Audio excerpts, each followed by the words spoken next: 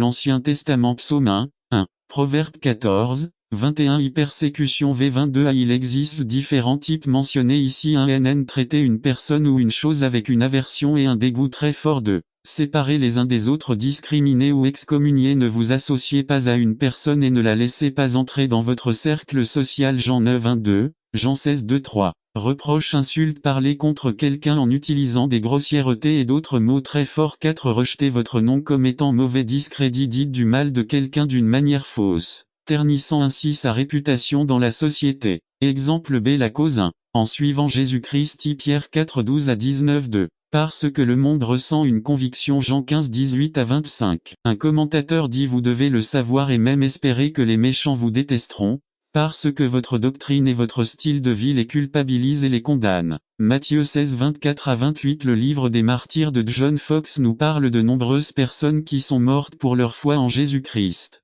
Cela commence avec les 12 apôtres. 1. Jacques le Majeur en 44 après JC, il fut décapité. 2. Philippe en 54 après JC, il fut flagellé, emprisonné puis crucifié. 3. Matthieu en 60 après JC, il subit une mort éclair en Éthiopie. 4. Jacques le Mineur à l'âge de 94 ans, il fut battu et lapidé par les Juifs. 5. Matthias a été lapidé à Jérusalem puis décapité. 6. Andrew prêchait l'évangile en Asie, et quand il est arrivé à Édessa, il a été capturé et crucifié sur une croix en forme de X. N'attendez pas qu'il soit trop tard. Devenez membre de la chaîne Today et bénéficiez de réconfort et de soutien dans les moments difficiles. Cliquez sur le lien dans la description de la vidéo. Mardi 9 avril 2024 page 2-7.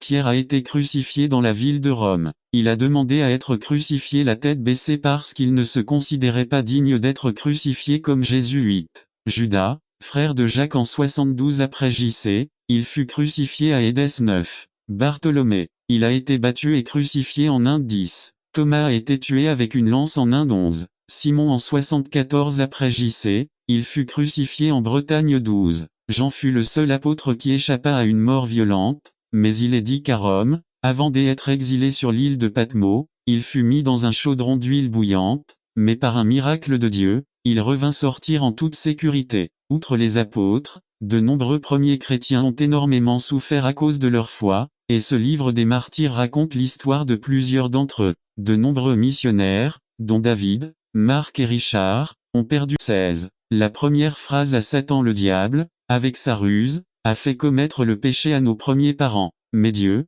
sous promesse, a donné à Satan une décision qui mettrait fin au péché pour toujours. Dans Genèse 3:15, il est dit: n'attendez pas qu'il soit trop tard. Devenez membre de la chaîne Today et bénéficiez de réconfort et de soutien dans les moments difficiles. Cliquez sur le lien dans la description de la vidéo. Mardi 9 avril 2024 page 5. Et je mettrai inimitié entre toi et la femme, et entre ta postérité et sa postérité. Il vous écrasera la tête, et vous lui écraserez le talon. C'est la première phrase donnée par Dieu à Satan et la première prophétie messianique décrite dans la Bible. Bonne nouvelle en Abraham: Dieu aime tellement la famille qu'il cherche toujours un plan parfait pour la bénir. En Abraham, Dieu a fait une promesse qui engloberait toutes les familles de la terre et en vous toutes les familles de la terre seront bénies. Genèse 12:3. Cette promesse s'est réalisée dans la personne de Jésus-Christ lorsqu'il est venu chercher et sauver ce qui était perdu. Luc 19:10. Dans Galates 4:4, l'apôtre Paul dit: mais lorsque la plénitude des temps fut venue, Dieu envoya son Fils, né d'une femme et né sous la loi,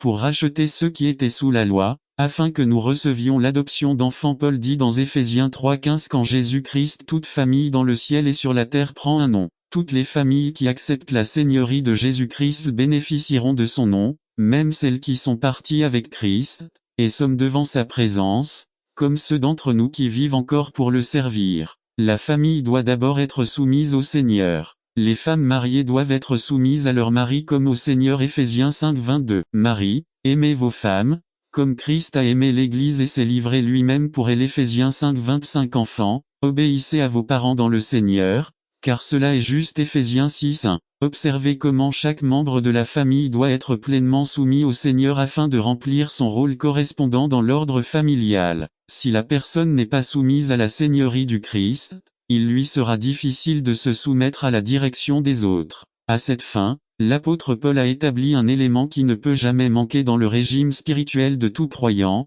à savoir la crainte de Dieu. Soumettez-vous les uns aux autres dans la crainte de Dieu. Éphésiens 5, 21. Une fois qu'une personne a soumis sa vie au Christ, il lui sera facile d'accomplir et de se soumettre à la place que Dieu a divinement établie pour elle au sein de la famille niveau. La Bible dit que A. Les maris doivent se soumettre à Christ comme chef de tout homme. 1 Corinthiens 11, 3. B. Les femmes doivent se soumettre à leurs maris. Éphésiens 5, 22. N'attendez pas qu'il soit trop tard. Devenez membre de la chaîne Today et bénéficiez de réconfort et de soutien dans les moments difficiles. Cliquez sur le lien dans la description de la vidéo. Mardi 9 avril 2024 page 6c. Les enfants doivent obéir à leurs parents. Éphésiens 6, 1, 8. L'Église. Si une personne ne peut pas se soumettre à l'ordre familial établi par Dieu, il lui sera très difficile de se soumettre à la direction de l'Église locale. Dans de nombreux endroits, nous voyons des dirigeants ecclésiastiques aux prises avec ce type de personnes qui viennent dans les églises, défiant la direction pastorale et constituant une pierre d'achoppement pour ceux qui veulent orienter leurs pas dans les bons chemins du Seigneur. Romains 16, 17 dit :